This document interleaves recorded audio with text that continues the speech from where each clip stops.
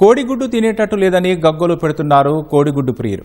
రోజు రోజుకు పెరుగుతున్న కోడిగుడ్డ ధరలతో కొనుగోలు లేక కోడిగుడ్ల మార్కెట్లు వెలవెలబోతున్నాయి. వారం రోజుల క్రితం 6.5 రూపాయలకు అమ్ముడైన కోడిగుడ్డును ఇప్పుడు 8 రూపాయల వరకు విక్రయిస్తున్నారు. అసలు కోడిగుడ్డు ధర ఎందుకు పెరుగుతోంది? ప్రస్తుత పరిస్థితుల్లో కోడిగుడ్ల మార్కెట్ ఎలా ఉంది అన్న అంశాలపై మా వరంగల్ ప్రతినిధి లింగయ్య అందిస్తున్న గ్రౌండ్ రిపోర్ట్ చూద్దాం.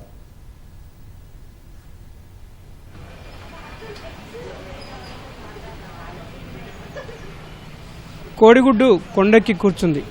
రోజు రోజు పెరుగుతున్న ధరలతో పైకి ఎగబాకుతుంది తప్ప కిందికి దిగిరానంటుంది. దీంతో కోడిగుడ్డు ప్రియులు పస్తులుండాల్సిన పరిస్థితి నెలకొంది.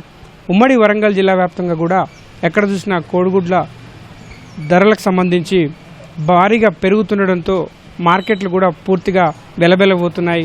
కొనుగోలుదారులు లేక కోడిగుడ్ల ధరలు పెరుగుతుండడంతో ఒకవైపు కొనుగోలుదారులు బెంబేలెత్తుతున్నారు. అదే సమయంలో ఇక్కడ వ్యాపారులు కూడా వ్యాపారాలు పూర్తి స్థాయిలో లేక ఇబ్బందులు పడుతున్న పరిస్థితిని మనం స్పష్టంగా చూడవచ్చు.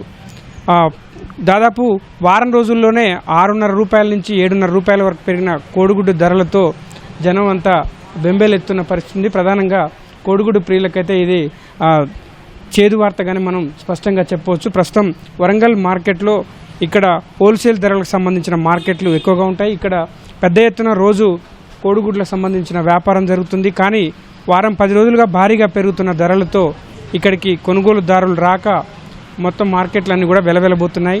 ప్రస్తుతం ఒక కోడిగుడ్ల వ్యాపారికి సంబంధించిన వారితో మాట్లాడదాం. మరి ఏంటి, ఎట్లా ఉన్నాయి ధరలు? యాక్చువల్గా ప్రస్తుతం కోడిగుడ్ల ట్రేలు ధరలు వచ్చేసి చాలా పెరిగిపోతున్నాయి. నార్మల్గా ఎగ్స్ ప్రైస్ వచ్చేసి 150 పర్ ట్రే ఉండాలి, కానీ ఇప్పుడు వచ్చేసి 200 పర్ ట్రే ఉంది. అంటే ఒక్క ఎగ్ మనకు 7 రూపీస్, హోల్సేల్గానే 7 రూపీస్ అమ్ముతున్నాం. అంటే రిటైల్గా ఎంత అమ్మాలి? వాళ్ళు 8 రూపీస్ అమ్ముతున్నారు. ఒక మధ్యతరగతి వ్యక్తి ఒక 100 ఎగ్స్ కొనాలంటే వాళ్ళకి ఒక 500 దాకా అవుతున్నాయి. 15 ఎగ్స్కి 100 రూపీస్ అవుతున్నాయి. 15 ఎగ్స్ వాళ్ళకి ఏం సరిపోతాయి మధ్యతరగతి వాళ్ళకి?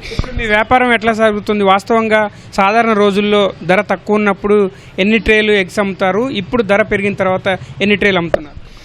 ధర నార్మల్గా ఉన్నప్పుడు ఒక 300 ట్రేస్ మేము ఈజీగా అమ్మగలుగుతాం. కస్టమర్స్ కూడా వాళ్ళు కొనుక్కునే రేట్లో ఉంటుంది కాబట్టి వాళ్ళు కొనుక్కుంటారు. ఎక్కువైనా తక్కువైనా కొన్ని ఎక్కువ ఎగ్సే కొనుక్కుంటారు. కానీ 200 పర్ కేస్ ఉండే వరకు వాళ్ళు కస్టమర్స్ కూడా ముందుకు రావట్లేదు. అసలు సేల్ లేదు. మాకు కూడా పెట్టుబడికి చాలా ఇబ్బంది ఉంది. మళ్ళీ ప్రాఫిట్స్ కూడా చాలా ఉండట్లేదు. ఓకే, ఎగ్స్ రేట్ 200 ఉంది, ప్రాఫిట్ కూడా ఉండాలి కదా. ఒక సెల్లర్కి ఏం కావాలి? ప్రాఫిట్ కావాలి. కస్టమర్స్కి సాటిస్ఫాక్షన్ కావాలి.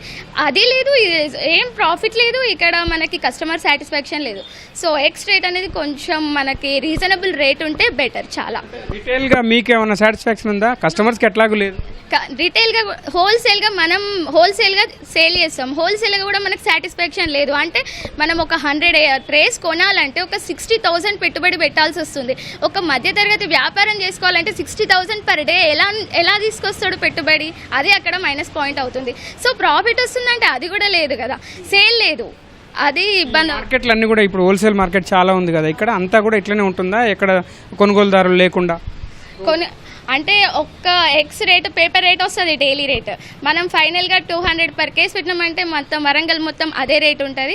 ఎక్కడైనా కస్టమర్స్ అనేటి కొంచెం తక్కువనే వస్తున్నారు. ఎగ్స్ రేట్ పెరిగింది కాబట్టి కస్టమర్స్ చాలా తక్కువ వస్తున్నారు, సేల్ లేదు మెయిన్గా.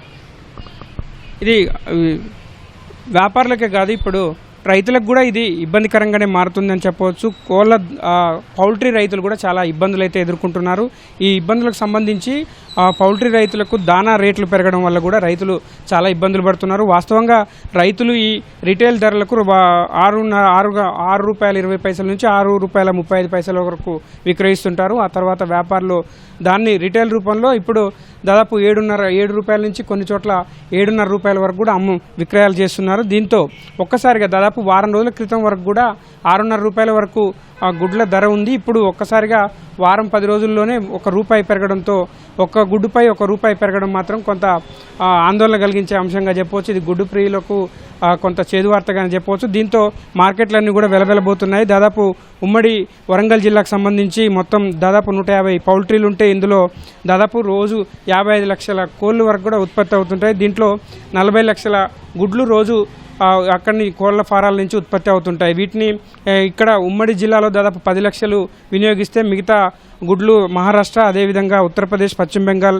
కర్ణాటక, అస్సాం రాష్ట్రాలకు నిత్యం సరఫరా చేస్తుంటారు. గత ఏప్రిల్లో ఇరాన్ యుద్ధం నేపథ్యంలో భారీగా కొంత డిమాండ్ పెరగడం వల్ల కొంత ధరలు అప్పుడు తగ్గాయి. తర్వాత ఒక్కసారిగా ఇప్పుడు ధరలు పెరగడంతో మాత్రం సామాన్యులపైనే కాదు గుడ్డు ప్రియులపై ప్రధానంగా భారం పడుతుందన్న భావన వ్యక్తమవుతుంది. ఎక్కడ చూసినా కూడా మార్కెట్లన్నీ కూడా కొంత హోల్సేల్ ధరలకు సంబంధించి హోల్సేల్ మార్కెట్లన్నీ కూడా కలదప్పి కనిపిస్తున్నాయి. వినియోగదారులు కావచ్చు, కొనుగోలుదారులు లేక మార్కెట్లన్నీ కూడా వెలబెలబోతున్నాయి. ఇది గుడ్డు ప్రియులకే ధరలు పెరిగి గుడ్డు ప్రియులు ఇటువైపు కొంత రావాలంటేనే భయపడుతున్న పరిస్థితుల్లో మరోవైపు వ్యాపారులు కూడా పెట్టుబడులు తీసుకొచ్చి పెట్టిన వ్యాపారులు ఇప్పుడు పూర్తి స్థాయిలో అమ్మకాలు జరగక వాళ్ళు ఇబ్బందులు పడుతున్నారు. ఇదే సమయంలో పౌల్ట్రీ రైతులకు కూడా ఇబ్బందులు అయితే తప్పడం లేదని చెప్పవచ్చు. దానా ఖర్చులు పెరగడం ఎక్కువ అవడంతో గుడ్డు ధర పెరుగుతుంది తప్ప మూడు వర్గాలు ఎవరైతే వినియోగదారులు ఉన్నారో వాళ్లకు ఎక్కువగా ఉపయోగం లేదు. అదేవిధంగా వ్యాపారులు కూడా లాభాలకు రావడం లేదు, రైతులకు కూడా నష్టం వాటిల్తున్న